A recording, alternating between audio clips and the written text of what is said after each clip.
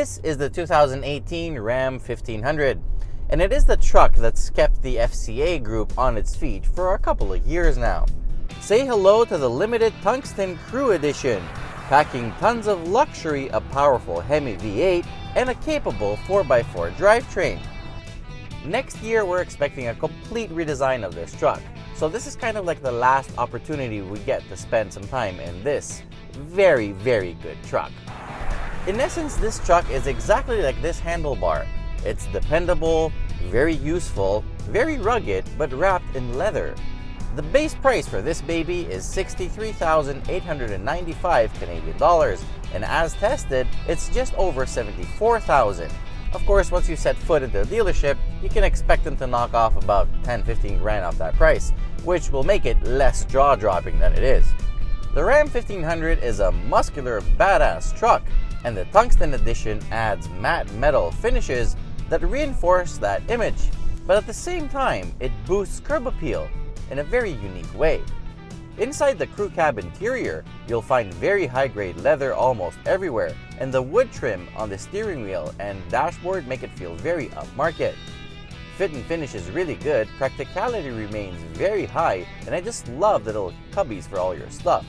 Roominess is really good. 5 adults will be transported with business class comfort levels, and the really smooth ride makes this truck ideal for very long journeys or just a relaxing drive home after a really painful day at work. I also love the Ram Box toolboxes on the side of the bed. They are really practical and can fit even grocery bags. They also seal perfectly, so you can store your precious items in there. They do take away some space from the bed, but in the limited models, I don't really think the buyers will mind. The 5.7-liter V8 Hemi makes 395 horsepower and 410 pound-feet of torque, and made it a really good 8-speed automatic. It makes this heavy beast feel feather light. It has some clever cylinder deactivation technology going on, which does help with fuel economy, because in cold weather like this, I've been averaging about 17.5 liters per 100 kilometers. That's really not bad, but if you want better, remember you can always go for the Eco Diesel. The most impressive thing about this Hemi, other than the great noise, is how it just sits right above idle on the highway, just purrs its way as it devours mile after mile. It's incredible. Special mention goes out to the 4-corner air suspension, which you can raise to off-road mode 1 or 2, or you can lower to access or entry height. That also helps if you live in a condo or you need to access parking lots with height limitations. It's really cool. Needless to say, this thing is really good off-road, but here's a little demonstration on sheer ice to see the difference between 2-wheel drive, auto 4-wheel drive, and 4-wheel drive lock.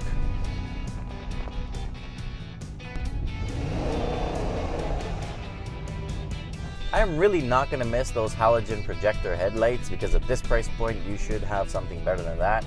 But I will miss this Alpine kick-ass sound system if they decide to go with somebody else.